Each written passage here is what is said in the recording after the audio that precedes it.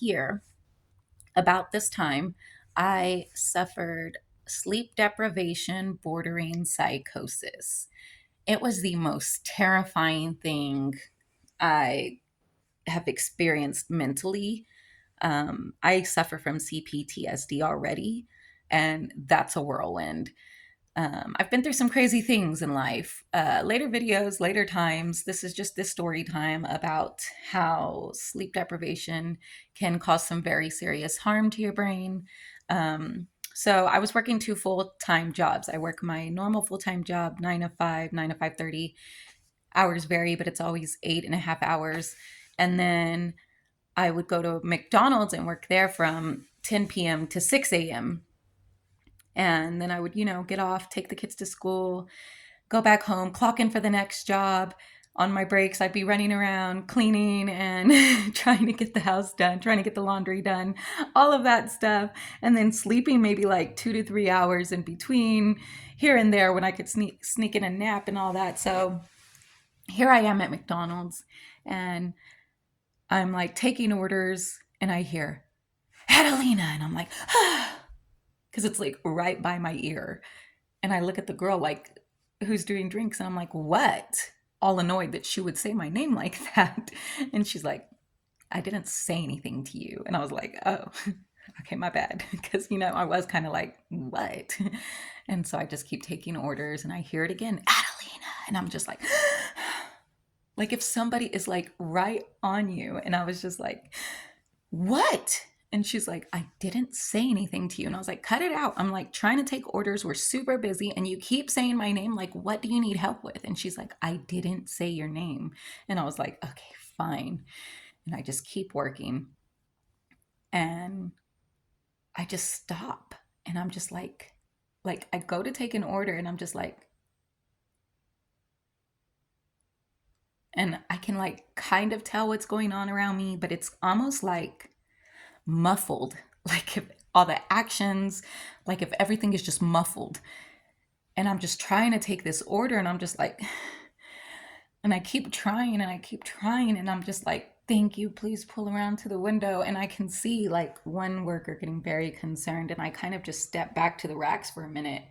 And there were orders still going on and I'm just kind of like lost, like, what is happening? And I start crying because it's terrifying. And I'm just crying because I'm trying to gain control and this is my job and this is our money that we need.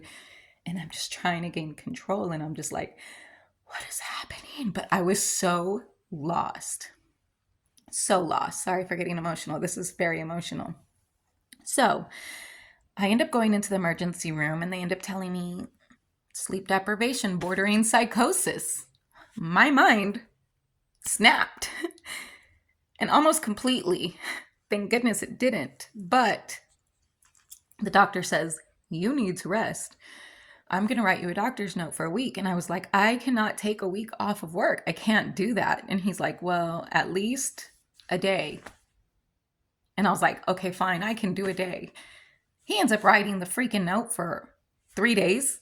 3 days.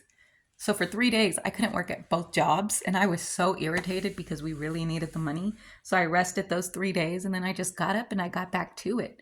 I eventually quit McDonald's and I was a supervisor at my job at the time, my daytime job. And I had to step down from it because my brain couldn't function. Like after the 3 days, I sat back down at my computer to log in and I just sat there with my hands on the keys, like if my brain couldn't think of what to do on the keys.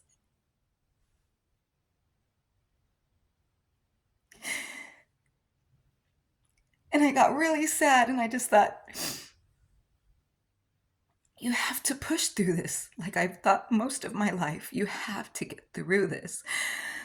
And so I took a deep breath and I looked at the keys really hard and I slowly started typing.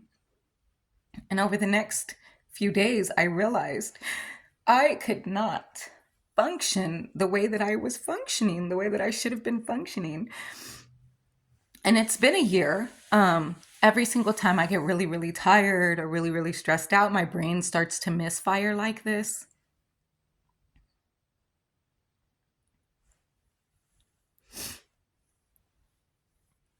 And it's still like a long journey to healing.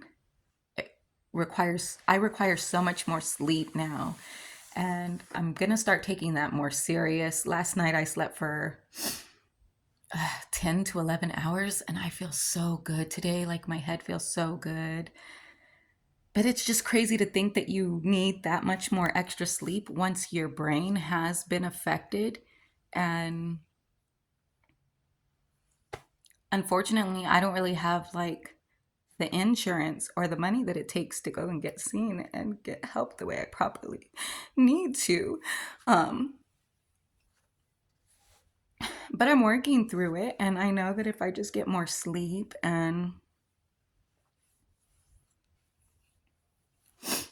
you know, just take care of my brain better. I'm doing brain exercises like memory games. I used to be like so intelligent and I used to be able to remember like absolutely everything. And I'm getting back to that state now.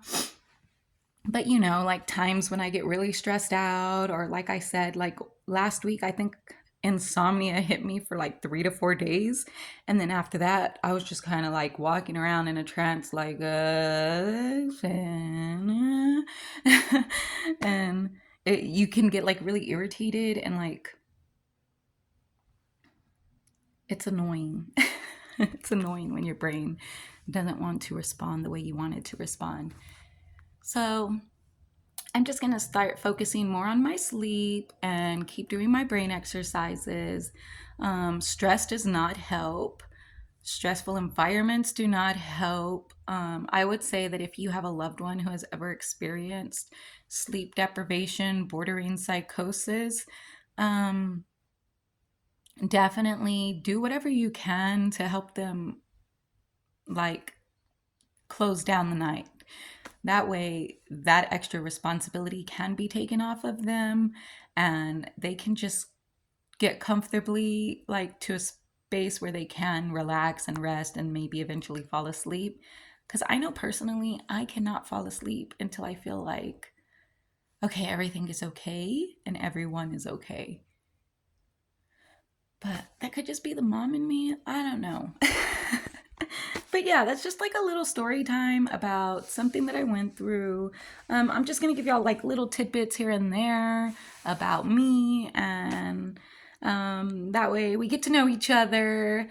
And maybe eventually, whenever I got like a big camera, we'll start doing like all the fun videos and things like that. But this is just a get to know me series.